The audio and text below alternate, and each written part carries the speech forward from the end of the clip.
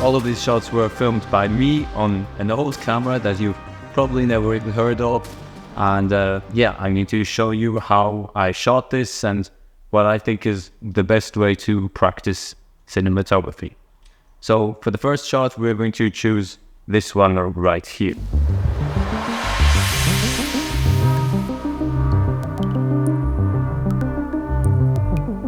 Oh, and my battery immediately dies. 1 second. All right. So this is actually one of the most simple shots all around, but it's also definitely the most complicating lighting setup. So I chose this shot to talk specifically about the lighting.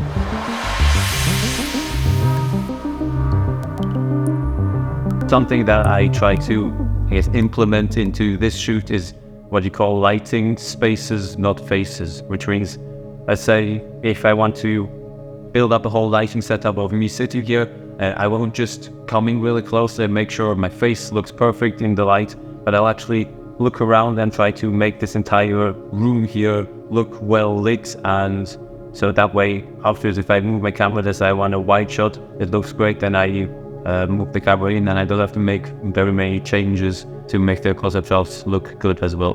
So yeah, lighting spaces, not faces. That's usually a good idea that can keep in the back of your mind for getting cinematic images.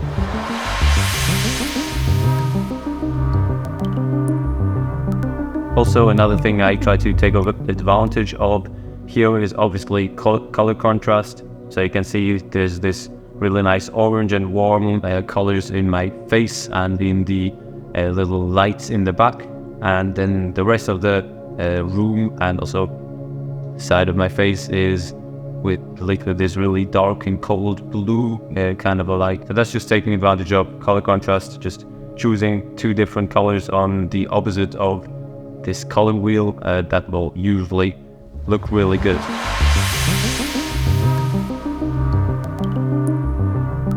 So the idea of this little scene here is that I need to show how much this character in my scene really loves filmmaking and just movies in general. So let me just quickly run you through this entire setup light by light so you can see what it actually does to the scene. So first of all, what we want to do is turn off the normal room light here. First is this little bi-color light here, the gel in front of it to make the entire background, the wall, look really bluish, which is then next thing a really beautiful color contrast to all of the little lights here. The next light is from up here, just shining down from the top, giving it a little bit of an accent, a little bit of direction so that it doesn't look all too flat. And that is what this looks like. This little tube light, this is supposed to just give me a little bit of rim light on my face, on my shoulder. And then probably the most important light, ironically, of this entire setup, the smallest one right here, this is going to be hung up like this, and it's set to TV mode, and this is going to be acting as the key light, basically motivated by the TV. So I think that's the entire setup already. Maybe I'm going to add a little bit of negative fill here to the side for the closer shots. Why? Because it makes me feel more professional. I have no idea. I know that feels right for some reason. And then of course I just flipped around the camera. I used just one single light from the top to make my hair catch a little bit of light, and then just shot straight into the TV to get this opposite shot here. I think it works really well, but mainly just because obviously the shot on the TV is from Dune, which is incredibly beautiful, so that kind of carries this entire shot. I love movies. To me, there is little more magical than getting lost in a different world entirely and experiencing it as your own. So now let's move on to these more complex portal shots. But first, actually, I want to talk a little bit about the camera that I used. Obviously, I said this is a really old one. It's actually the Canon 90D, which is one of, if not the very last DSLR camera that Canon ever produced. And it is absolutely not meant primarily for video, but it's primarily a photography camera and does have stuff like a log, which even the new iPhones have log now. It does shoot 4K, but only at 24 frames per second. So the point that I'm trying to make here is that obviously this is not at all a horrible camera. Matter of fact, I really like this camera, but it's miles away from something like a cinema camera where you get incredible dynamic range and color science and everything. This camera doesn't have any of that. So yeah, I feel like the point of this entire video, besides just learning a little bit of cinematography, is just showing that you can really do this on any camera that you want. And also, of course, the shots that I'm showing you here, they don't look like, as I said, Dune, which I had on my TV up there. It's of course miles away from that, but at least whatever you're seeing on the screen here, what I shot, you can absolutely get that with whatever camera you have as well, if you just, learn the basics of cinematography. So yeah, now let's move on to the portal shots.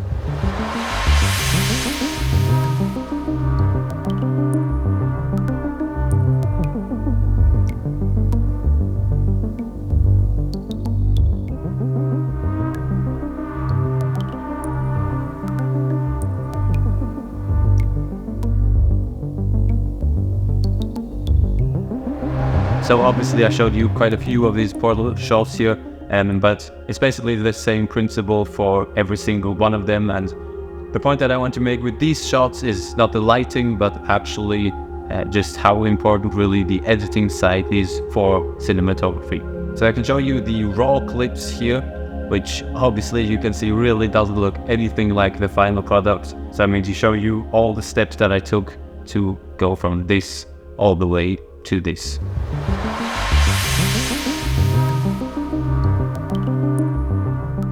The first and probably most important thing is that you need an actual practical light on set, because obviously when you're going to add all of the visual effects assets, they're not going to interact with the entire world that you actually filmed. So you need a light that's basically going to be acting as the portal so that it seems like it's actually interacting with the world around you. So what I did is just set up a light right in front of the actor and then made her walk towards the light.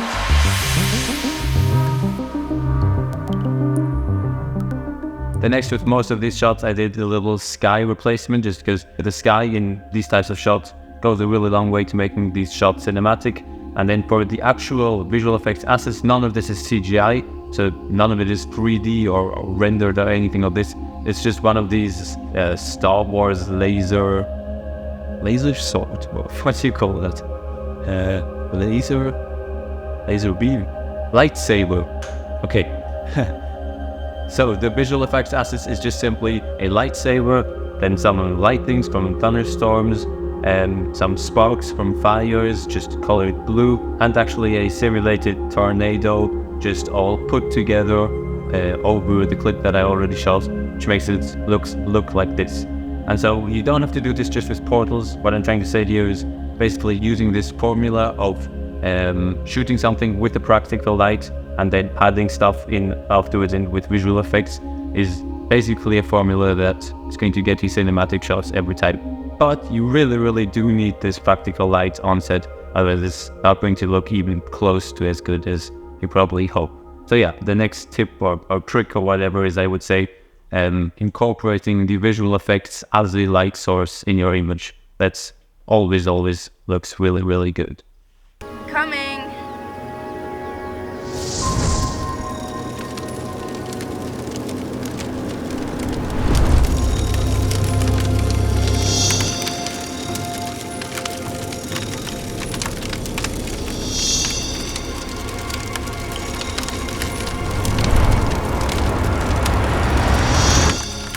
And then last but not least, these are some shots that are not visual effects and also didn't use any external lighting. So this is all just natural lighting, which obviously the point that I want to talk about here is the framing and the composition.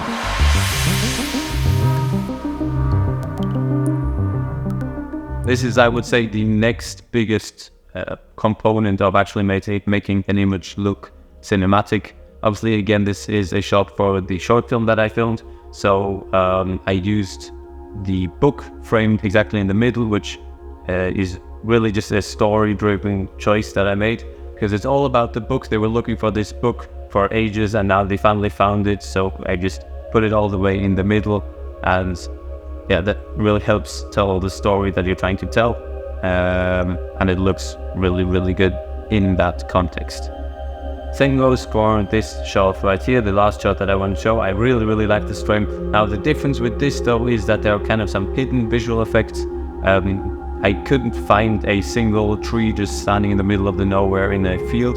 So I took this shot here, which is the raw shot, and then using generative fill in Photoshop, I just sort of extended the entire frame over to the right.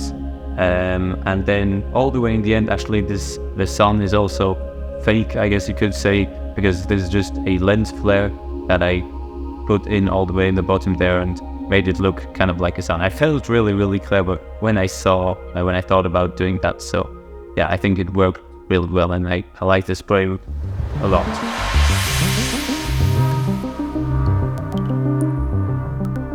And so the last thing I also wanted to talk about is the color grading. Obviously, that plays a gigantic role in all of this. You can see some before and afters of color grading.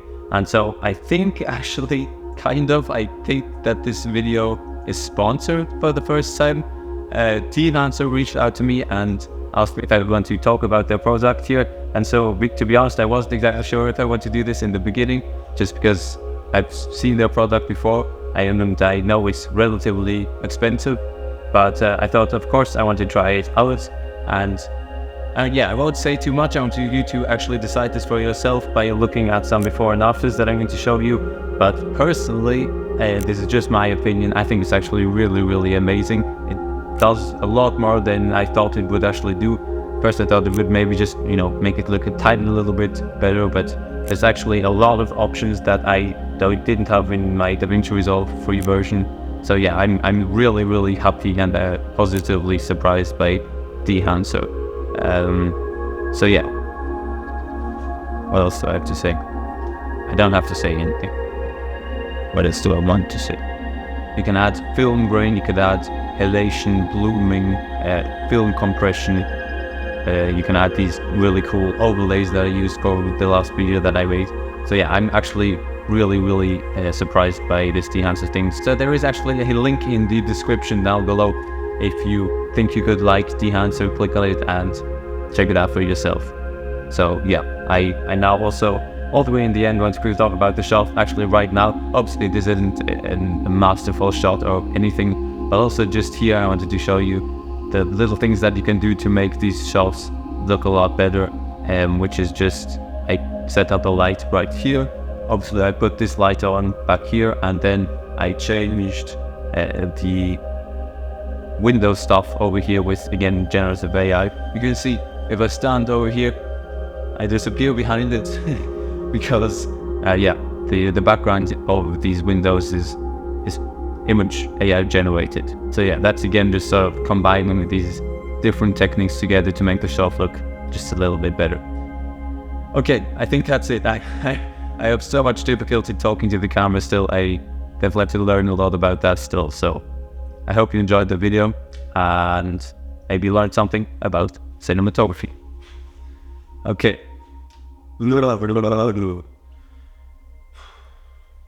I matched.